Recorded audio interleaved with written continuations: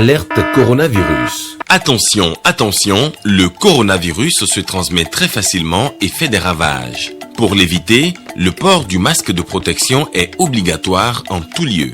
Dans l'administration publique ou privée, dans les réunions, les rencontres, dans les marchés, les magasins, les boutiques et lors des déplacements, le port du masque est obligatoire. Même dans les lieux privés, dès lors que l'on n'est pas seul, le masque doit être le fidèle compagnon. Mais attention, le port de masque de protection ne dispense nullement d'appliquer les autres mesures de prévention, notamment le lavage des mains à l'eau et au savon et l'observance de la distance de sécurité sanitaire d'au moins 1 mètre. Enfin, s'abstenir de porter des gants en vue du lavage régulier des mains à l'eau et au savon ou de l'application de gel hydroalcoolique. Pour tout savoir sur l'épidémie du coronavirus au Bénin, rendez-vous sur le site web www.gouv.bj/coronavirus. Ceci est un message du gouvernement de la République du Bénin. Samedi 25 juillet 2020, mesdames, messieurs, bienvenue dans ce journal. Où en sont les chantiers d'asphaltage et de construction de marchés urbains dans les départements du Mono et du Koufo? Le ministre du Cadre de vie et du Développement durable est allé constater l'évolution des travaux.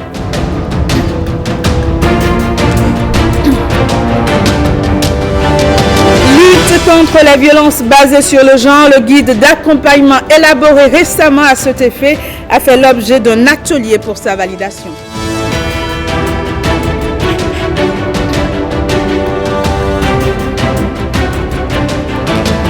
Puis en page culture, nous irons à la découverte du livre Le zèle de ta maison m'a dévoré, un ouvrage publié par Isabelle Pillard en hommage à son feu père.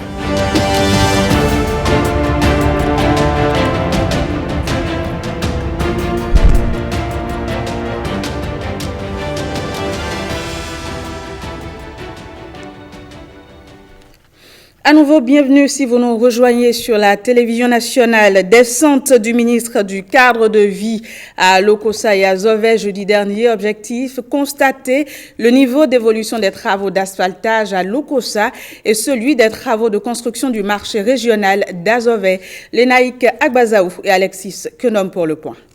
Lokossa, la cité de l'Espérance, fait partie des communes bénéficiaires de la première phase du projet asphaltage. Dans presque tous les quartiers, des voies sont en construction pour donner un nouveau visage à la ville. Une ambition du président Patrice Talon qui est en train d'être concrétisée. José Didier Tonato, ministre du Cadre de vie et du Développement durable, vient ici s'enquérir de l'état d'avancement des travaux. Le chantier, dans son avancement, a connu certaines perturbations qui font qu'à ce jour, nous sommes à un taux physique d'avancement de 80%.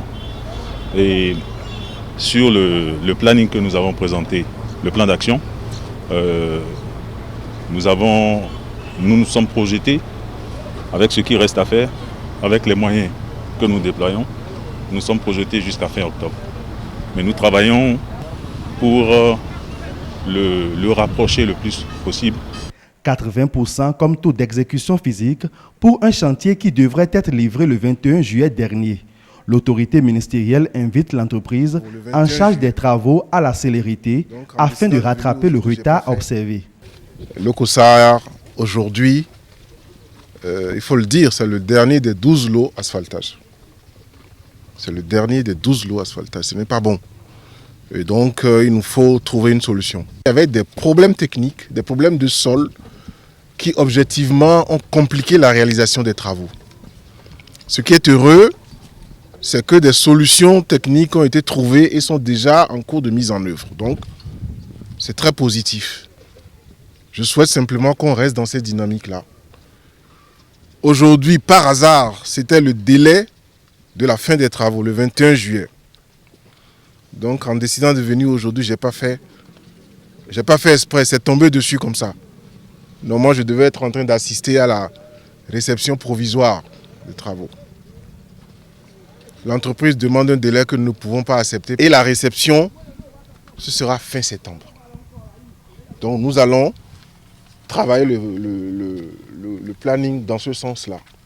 À quelques kilomètres de Lokossa, c'est le site de construction du marché régional d'Azové qui accueille la délégation ministérielle. Ici, les travaux connaissent une timide évolution due à la construction du site de relogement. L'entreprise prend l'engagement de respecter le délai. En termes d'approvisionnement, tout le sable qu'il faut pour finir ce chantier existe déjà. On a environ 9000 m3 de sable. Nous souhaitons que vous alliez visiter notre aide de préfa. On a déjà du stock en gravier pour lancer la préfabrication des pavés. On a beaucoup de gravier en stock. Nous prenons l'engagement de pouvoir résorber le retard. Si toutes les facilités ont été offertes, il faut vraiment que l'entreprise se remobilise. Je vais revenir exactement dans un mois. Franchement, j'espère que je serai agréablement surpris. Le préfet se dit confiant quant à la bonne exécution des travaux et remercie le gouvernement pour ce joyau dont bénéficieront les femmes de la localité. Nous allons nous réjouir après pour que les femmes puissent rejoindre ici et continuer donc de mener leur activité. Parce que ce qui est prévu ici, c'est un grand complexe qui va nous permettre d'être à l'aise dans notre marché. C'est un marché régional. À souligner qu'avant sa descente sur les chantiers de l'Okossa et d'Azové, le ministre du cadre de vie a fait une escale à l'Agence pour le développement intégré de la zone économique du lac Aïmé et ses chenaux à Segboroué dans la commune de Komé pour échanger avec le personnel. Après le lancement officiel des travaux de reprofilage dans les 9 arrondissements de la commune d'Abomey-Calavi, le maire Angelo Armandinou joint l'acte à la parole. Plusieurs voies sont déjà reprofilées pour soulager les peines des populations pendant les saisons pluvieuses. Oseni Adeleke est allé faire le constat. 152 km de voies à reprofiler dans le 9 arrondissement de la commune d'Abomey-Calavi. Quelques semaines après son installation à la tête de la commune, le maire Angelo Armandinou initie ce projet qui vise à réduire les peines des populations à circuler pendant les saisons de pluie. Vous savez que nous sommes en train de finir la grande saison des pluies et à l'occasion de la saison des pluies, les voies ont subi beaucoup de dégradation. Donc ces travaux viennent à propos pour amoindrir donc les peines que subissent les populations sur ces voies. Donc c'est une initiative qui a été prise par le maire dès sa prise de service et l'opération se poursuit. 3 arrondissements pour cette première phase. Nous avons l'arrondissement de Godomé, l'arrondissement de Calavi et l'arrondissement d'Akasato. À la date d'aujourd'hui, je peux vous dire que nous sommes déjà à environ 100 km de voies traitées dans tous ces 3 arrondissements-là. C'est une opération qui soulage beaucoup la mobilité des personnes. Après ces 3 arrondissements que nous avons démarré, nous allons prendre la deuxième phase qui va concerner les arrondissements de Toba, l'arrondissement de Ouedo et l'arrondissement de Révier. Et la 3e phase prendra en compte l'arrondissement de Glodibé, l'arrondissement de Zinvier et l'arrondissement de Marou. L'autorité communale ne tarde pas à joindre l'acte à la parole. Les travaux sont lancés dès le 8 juillet. Ce que le maire a fait là, la population de Tombouctou lui dit merci. S'il va répondre chaque fois à nos doléances comme ça serait très bon. Les femmes qui portent de l'enfant, même quand ils passent ici, ils tombent. Il y a des gens qui cassent avec les motos, les promotos qui tombent avec des bouteilles de boisson, tout ça là. Vraiment, nous le remercions. C'est Dieu, le Père Céleste qui l'a normé dans cette place. Et il est venu nous a aidés pour ce travail. Et Dieu va le bénir pour l'éternité. D'abord, nous remercions le maire, M. Armandinou, pour son proactif, parce que lorsqu'on a le problème, on est allé le voir, et rapidement il a réagi.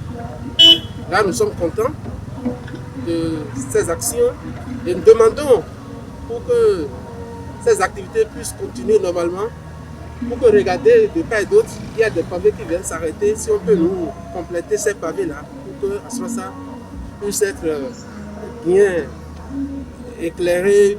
On a bien apprécié le maire, le nouveau maire qui nous a fait cette voie. Ça a rendu le déplacement facile à la population de base, surtout à la population d'Assosa. Une fois que cela vient d'être réalisé, ça a donné la joie à tout le monde. L'exécution de ce projet ne manque pas de rencontrer des difficultés, mais les opérateurs rassurent. Pour la résolution de reprofiler les voies. Ici, nous sommes plus précisément sur le tronçon allant du Calavi-Kota vers le carrefour Ouattara. Tel que vous pouvez constater, l'engin est en marche. Et il y a aussi des points d'attente, des points de difficulté comme nous le constatons, des points où il y a des boues, il y a de l'eau. Ces points ont été réservés pour être traités spécialement. Les travaux vont durer environ 1 mois. Le Fonds africain de garantie et de coopération économique FAGAS a un nouveau directeur. Ngueto Yambaye va diriger l'institution pour les 4 prochaines années. Herman Rodrigue-Améga et Bénédicte Bossou. Un géant à la tête du FAGAS, grand par la taille, grand par le parcours. Ngueto Tiraina Yambaye. Ce Tchadien, économiste de haut niveau, traîne son 1,85 m depuis plus de 25 ans dans le monde des finances. Ministre de l'économie de son pays, administrateur du FMI pour l'Afrique, universitaire. Une somme d'expérience sur laquelle il compte s'appuyer pour réussir son mandat de 4 ans, dont les lignes sont déjà toutes tracées. Je voudrais, Monsieur le Président, faire en sorte que le FAGAS soit une institution moderne et crédible, valoriser les ressources humaines en tenant compte de la diversité et du genre. Je voudrais aussi contribuer rapidement à la mobilisation des ressources propres du FAGAS pour que les ratios fonds propres nets sur engagement soient solides. Il m'appartient, sous la supervision du conseil d'administration et du conseil de gouverneurs, de faire en sorte que l'espace d'intervention du FAGAS soit élargi. Au bout de 43 années d'existence, le FAGAS est au tournant de son histoire. En dépit de ses performances pour le moins rassurantes, l'institution doit tout de même se réinventer pour maîtriser les défis de l'heure. Le FAGAS a permis de mobiliser près de 2000 milliards de financement au profit des économies des États membres, malgré un environnement de plus en plus difficile. Ceci exige de nous une évaluation conséquente et objective du chemin parcouru, une projection réelle et réaliste en vue de donner au FAGAS les moyens adéquats pour lui permettre de mieux soutenir le financement de projets intégrateurs aptes à mieux faire face aux défis de la croissance et de l'emploi. La charge revient donc au 7e directeur général du fonds. L'ancien handballeur et basketteur tchadien détient désormais le brassard de capitaine pour conduire l'équipe du FAGAS, spécialisée dans les investissements publics et privés, et qui regroupe 14 pays d'Afrique. Le directeur général de l'Agence française de développement est en fin de mission au Bénin. Son départ vient ainsi mettre terme à une collaboration qui a débuté depuis juin 2017. Les précisions.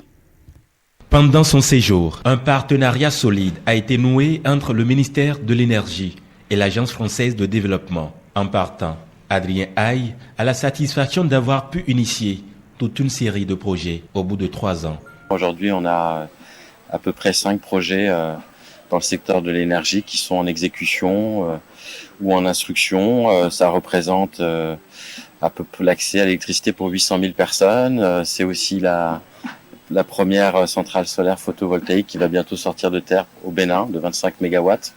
Donc voilà, à la fois sur les réseaux, à la fois sur la production, sur la qualité de l'électricité, sur les performances de la société nationale SB2E, donc un petit peu dans tous les domaines. Ces 3 dernières années, pour l'Agence française de développement au Bénin, a été particulièrement active. En 3 ans, nous avons fait beaucoup de choses ensemble. Je peux vous confirmer que la coopération AFD et la République du Bénin est une coopération exemplaire, est une coopération excellente et dynamique. Et dynamique dans le sens où, dans le cadre de cette coopération, nous avons effectué beaucoup de projets, nous avons réalisé beaucoup de projets dans le secteur de l'énergie.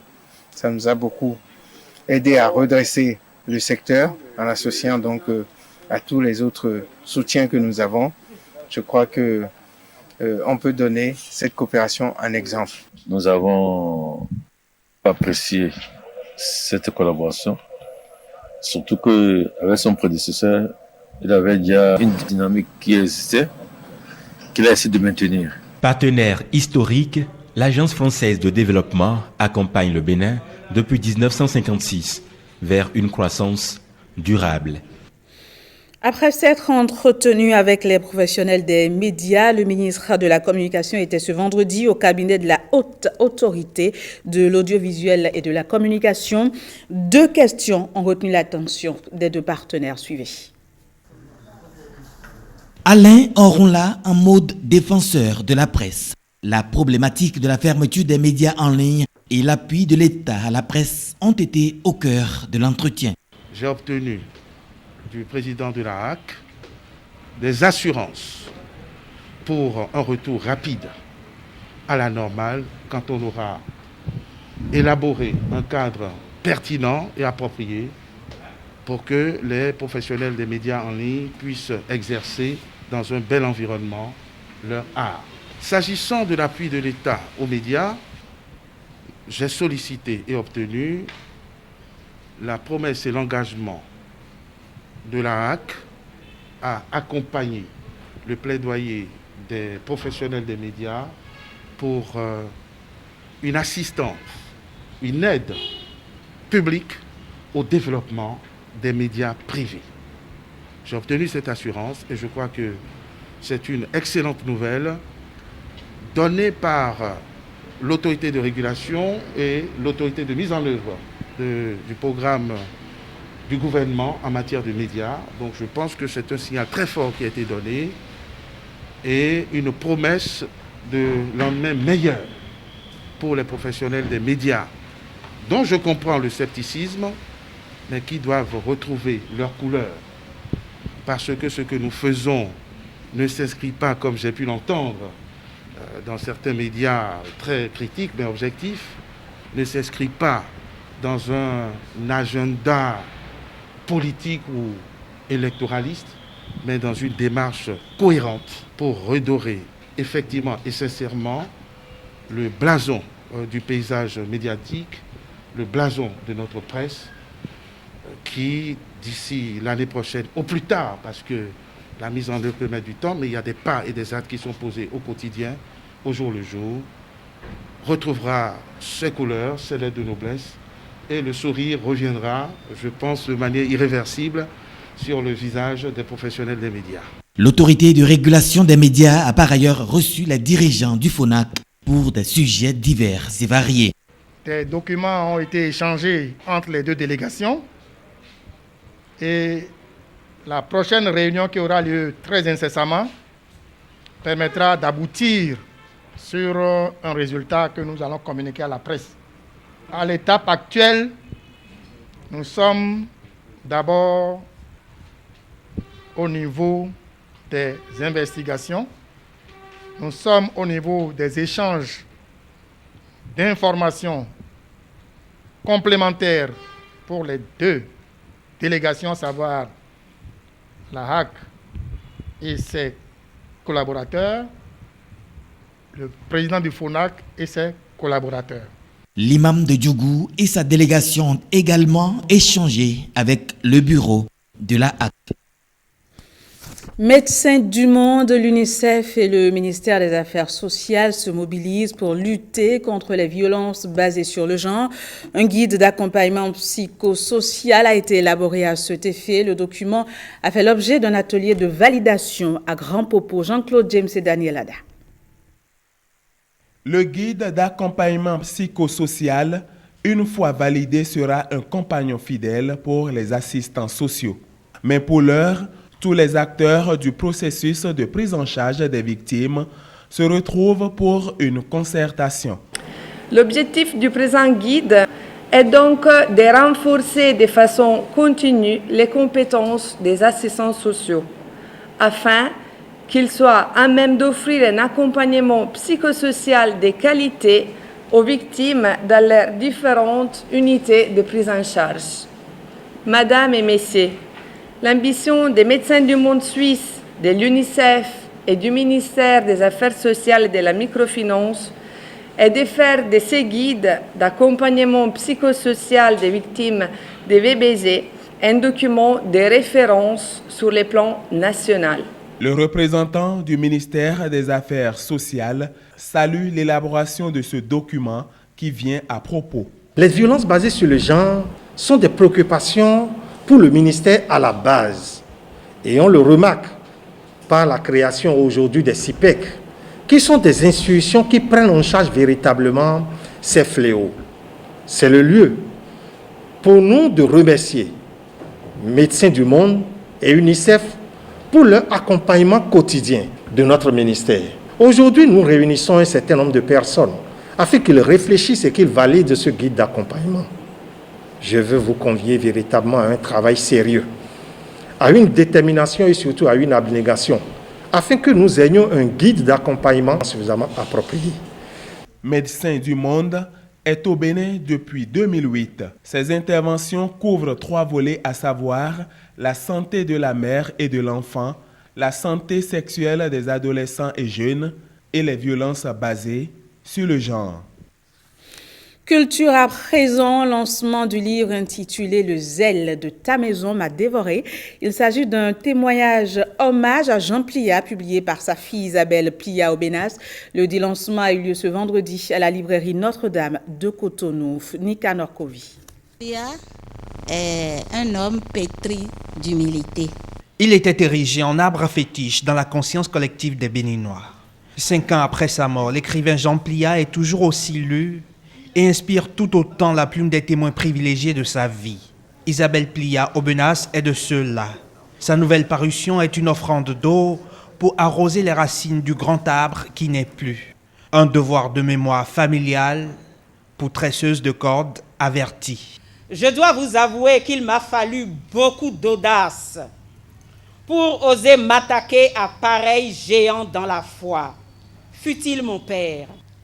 Papa, en m'adressant à toi, à travers ce portrait souvenir de ta vie parmi nous, je relate au lecteur l'histoire intime de cette mission que le Saint-Esprit m'a confiée. Faire mémoire du témoin de Jésus que tu as été, afin que le plus grand nombre soit édifié par l'œuvre surabondante de la grâce de Dieu dans ta vie. Pour l'auteur, l'expérience est intimiste, voire spirituelle, car elle se penche sur l'une des nombreuses facettes du personnage conté, Jean Plia, l'homme de foi. Et il en est né un ouvrage au carrefour de plusieurs genres littéraires, un témoignage sur 10 chapitres construits en 2 parties. Et jusque dans le titre, La fille du paix pousse l'hommage posthume à un juste degré de ressemblance avec la vie du zélé Plia. Jean Plia, il a tout fait, absolument tout, avec zèle et passion. Son zèle pour la maison de Dieu, puis c'est ce que dit le titre, eh bien, ce zèle-là, il s'est manifesté d'abord à travers la cité, c'est-à-dire le Dahomey, le Bénin, et à travers nous, les hommes. Donc il a soigné nos corps, il a nourri notre esprit avec zèle. Je parle de l'historien, du géographe, de l'éducateur, du pédagogue et du penseur. Il a nourri nos âmes avec zèle également. Il a les petits livres de prière qui sont utilisés partout dans le monde. Il était une fois Jean Plia, Grand Prix littéraire d'Afrique noire en 1967 pour sa pièce Kondo le requin. Il était une fois Jean Plia, berger national émérite du renouveau charismatique catholique du Bénin.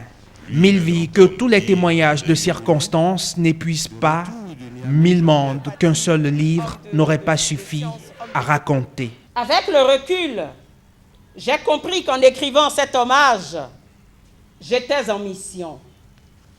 Le résultat final reste un balbutiement, comme le dira le père Quincon, une matière première, un substrat qui servira à des investigations et à des travaux futurs. Le zèle de ta maison m'a dévoré. Un ouvrage à lire pour entrer dans l'intimité d'un illustre fils du Dahomey du Bénin. Une fille y raconte son père, son héros, celui aussi de millions de personnes que ses livres et sa vie spirituelle continuent d'inspirer. Un reportage que vous pouvez à nouveau suivre sur notre site web www.ortb.bj. Quelles sont les informations qui ont marqué la toile cette semaine? Voici le point de l'actualité web. Du clash à la paix des dames, voilà comment se résume l'histoire qui a tenu en haleine la toile en début de semaine avec au centre la chanteuse Cécimé. Tout est parti d'une publication dans laquelle l'artiste raconte son expérience avec le coronavirus qu'elle a contracté. Ce document a été signé pour montrer que je suis complètement guérie. Des réactions de compassion mais aussi des critiques s'en suivent. Cécimé choisit de répondre du tac au tac. Les échanges sont particulièrement virulents avec une dame qui désapprouve l'attitude de la chanteuse. Finalement, le clash entretenu virtuellement prend fin dans le bureau de l'auteur du commentaire qui a sorti l'artiste de ses gonds. Cécimé en personne informe ses fans du dénouement à travers une vidéo partagée sur sa page. Voilà, donc one love. Un autre dénouement très commenté sur les réseaux sociaux, c'est la décision inédite de France Football de ne pas attribuer le ballon d'or cette année, faute de conditions équitables suffisantes. En plus de débattre de la justesse de cette décision, des internautes s'amusent à choisir quel joueur aurait pu être sacré joueur de l'année. Messi, Ronaldo, Sadio Mané, Lewandowski, le débat est chaud sur Twitter.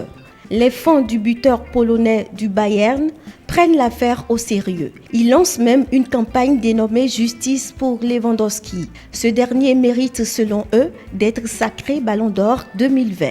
Reste à savoir si leur action pourra infléchir la position des organisateurs du Ballon d'Or. Là, vraiment, sans vous mentir, ça ne va pas. Un mot sur le baccalauréat 2020 à présent. À la sortie des compositions ce mercredi, la réaction de ce candidat a fait le tour du web. Et elle ne nous a pas laissé indifférents. À travers les épreuves qu'ils nous ont proposées là, vraiment, sans vous mentir, ça ne va pas. Ça ne va pas. Vraiment, ça ne va pas. Ce n'est pas ce qu'on avait cru. J'invite les correcteurs qui veulent corriger nos copies de voir l'enfant et le bâton. En tout cas, le message est bien passé. ORTB Live Section, votre nouveau rendez-vous sur la page Facebook de l'ORTB. On ne peut pas finir ce tour du web sans vous parler du nouveau programme 100% web de l'ORTB. À partir du vendredi prochain, rendez-vous pour le premier numéro de ORTB Live Session à partir de 17h en direct et en exclusivité sur notre page Facebook.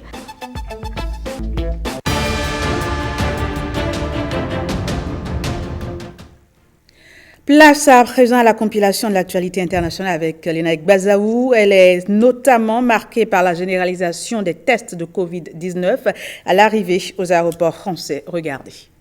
En France, le Premier ministre Jean Castex annonce des tests obligatoires pour les voyageurs venant des 16 pays où le virus du Covid-19 circule encore fortement, comme les États-Unis, l'Algérie et le Maroc, ainsi qu'une généralisation des tests à l'arrivée aux aéroports. Il a été décidé que les voyageurs seront tenus de disposer d'un test attestant qu'ils ne sont pas porteurs du virus pour embarquer dans les avions correspondants. Nous savons que dans un certain nombre de ces pays, il n'existe pas de stratégie de dépistage et que donc l'accès aux tests est difficile. En conséquence de quoi, nous avons décidé de généraliser les tests à l'arrivée.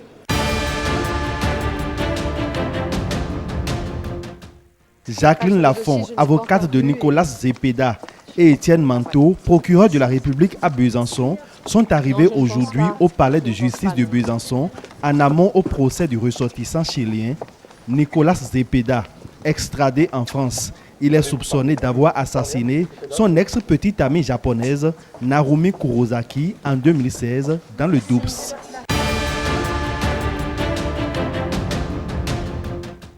Une fillette de 3 ans est morte des suites du Covid-19 il y a quelques jours en Belgique, annonce un porte-parole des autorités sanitaires du pays.